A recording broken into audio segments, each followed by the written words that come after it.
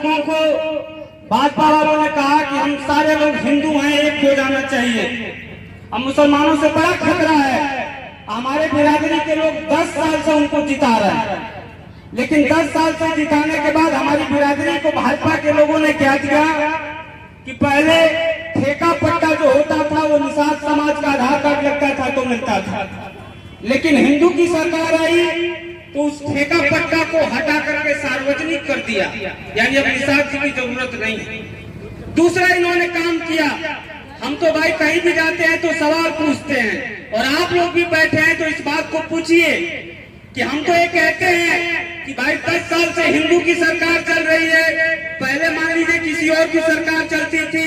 तो हमारे लोग सिपाही नहीं बनते थे, दरोगा नहीं बनते थे, टीएम नहीं बनते थे,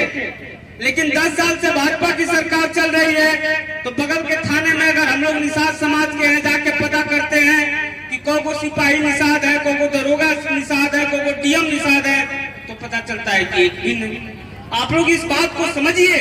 इस देश में चल क्या रहा है? इस देश में चल रहा है कि हिंदू मुसलमान के नाम पर जो 3.5% की आबादी में, मुट्ठी भर की आबादी में जो लोग रहते हैं, आप को और हमको लड़ा करके इस देश की शासन सत्ता पे बैठे हुए हैं। इसका मैं एग्जाम्पल आपको देता हूँ कि जब हमारा देश गुलाम था तो देश की आबादी 34 करोड़ थी, मात्र 1,60,000 अंग्रेज इस देश में थे जो हम सबको पागल बना करके 300 साल इस देश के ऊपर राज करने का काम किया।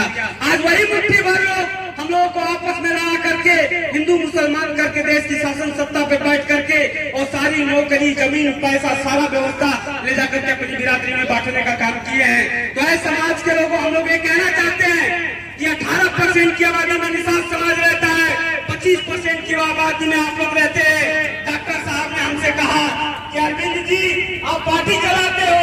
आप हमारे साथ हिस्सेदार बन के काम करो, चाहे आपकी बिरादरी है आप लड़ो, चाहे हमारी बिरादरी हम लड़ेंगे, हम दोनों भाई मिल करके लड़ते हैं। और अगर ये दोनों समाज मिल करके अगर आप लोगों ने हम लोग का साथ दिया तो 2027 में हम लोग अपनी सरकार बनाएंगे और सब समाज को न्याय देने का काम करेंगे। किसी के साथ